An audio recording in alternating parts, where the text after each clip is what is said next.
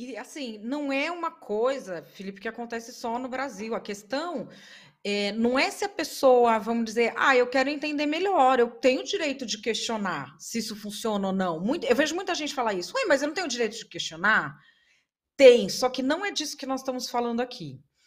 Nós estamos falando de uma pessoa que tem poder, não do cidadão. O cidadão tem todo o direito de exigir a informação correta. Falar, peraí, eu não entendo o direito disso aqui. Isso aqui funciona, isso aqui não funciona, como é que é? Não sei direito, não, eu tenho dúvida. O cidadão tem todo o direito. Até por não saber mesmo, porque a gente não é obrigado a ficar se inteirando dessas coisas o dia inteiro, que todo mundo tem sua vida para levar. Agora, quando uma autoridade que tem os seus técnicos, que dão a informação correta, que sabe exatamente o que está acontecendo, porque o trabalho dessa autoridade é saber o que está acontecendo, começa a criar uma situação em que ela sucessivamente cria desconfiança sobre as instituições, não é abrir dúvida, é criar desconfiança sobre a credibilidade daquela instituição. Porque o que a gente está falando aqui, a principal questão não é se essa urna é boa, se essa urna tem de ser evoluída. É que qualquer coisa que for feita, o TSE está errado.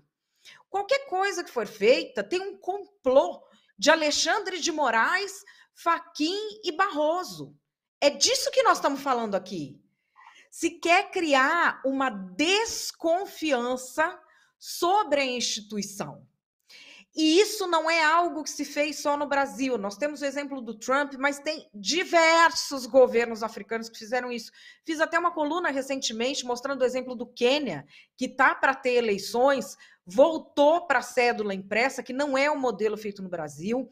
As pessoas pensam assim, o que o Quênia tem a ver com a gente? Nós somos muito mais parecidos com o Quênia do que o brasileiro médio quer acreditar. Inclusive, eles são um hub importante aéreo para todo o mundo árabe. Eles estão trazendo essas cédulas de lá de Dubai, feitas por uma empresa grega, que é para ter assim a credibilidade total, e já tem dúvida sobre a cédula também.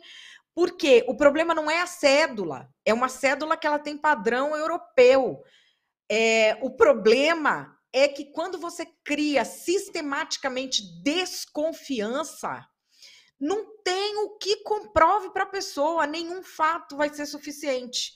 E é nesse processo que a gente está, né, Felipe? E aí é difícil, porque assim, para você comprovar que algo é verídico, você tem de ter uma série de fatos, uma série de explicações. E para você criar dúvida, é só fazer um auê. É Então, só o presidente será Jair Bolsonaro está ele tá em vantagem. nas redes sociais para tudo, etc.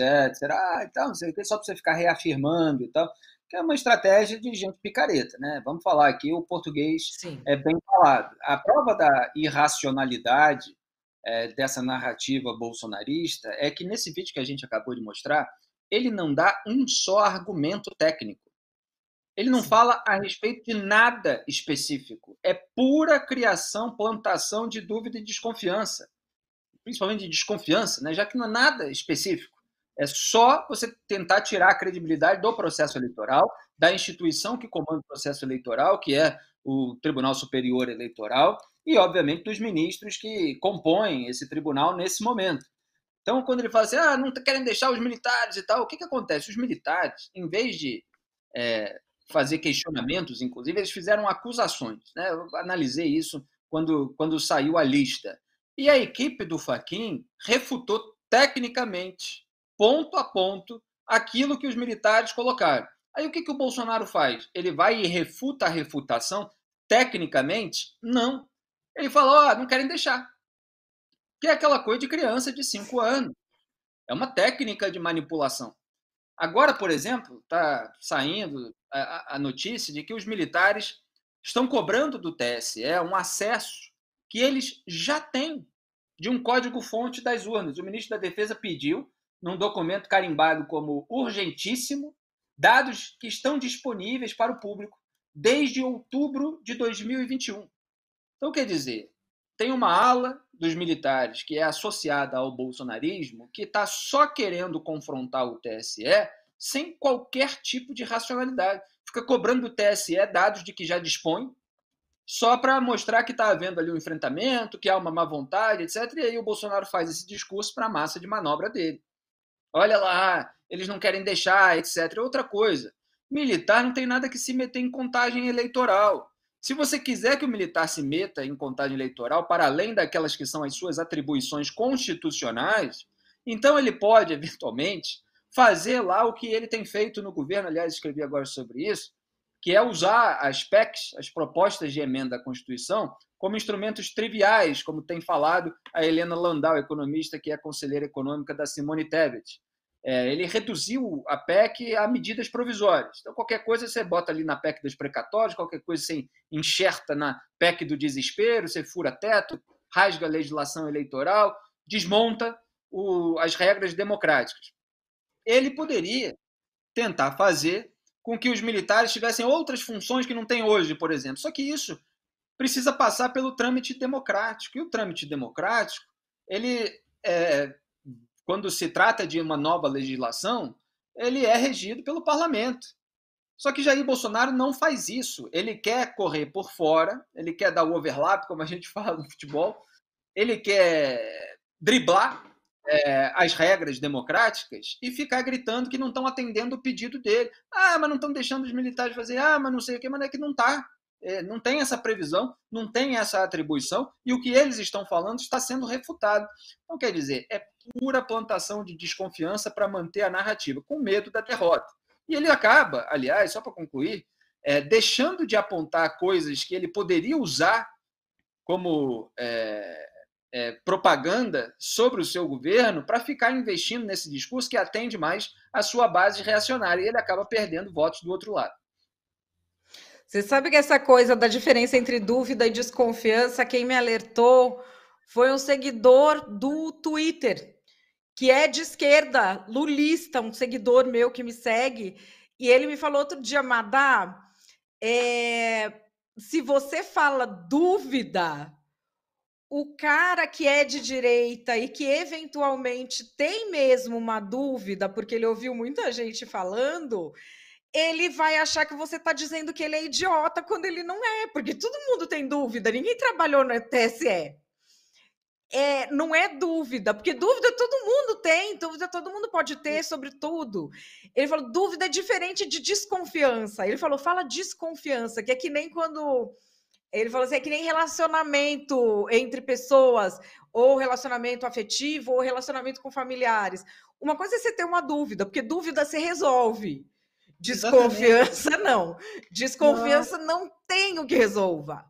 Não tem, porque mesmo que você vá dirimir todas as dúvidas, a desconfiança Sim. pode permanecer. E a gente vê isso no dia a dia, como a gente faz análise política, etc. Às vezes você recebe uma mensagem, aconteceu até essa semana, o sujeito manda uma mensagem e tal, aí você mostra onde está o erro daquela pessoa sobre uma questão factual. Você dá uma informação. E ela responde para você mantendo a mesma posição que ela tinha, com base naquilo que estava errado. Ela não consegue mudar a posição que ela tinha, mesmo recebendo uma informação nova. Então ela mantém a desconfiança dela, ela já tem um ranço, ela já tem algo consolidado. Eu falei muitos anos atrás, tinha até que resgatar isso aí, a respeito de demonização. Que a demonização política, muitas vezes, é isso, você vai demonizando a pessoa, tratando como desumana, etc. Mesmo que, com o tempo, ela e outros órgãos, outras pessoas, outros grupos, a própria realidade mostre que tudo aquilo que foi dito a respeito dela estava errado, você, para resolver aquele sentimento de ódio que a pessoa cultivou durante tantas etapas em relação àquela pessoa, é mais complicado.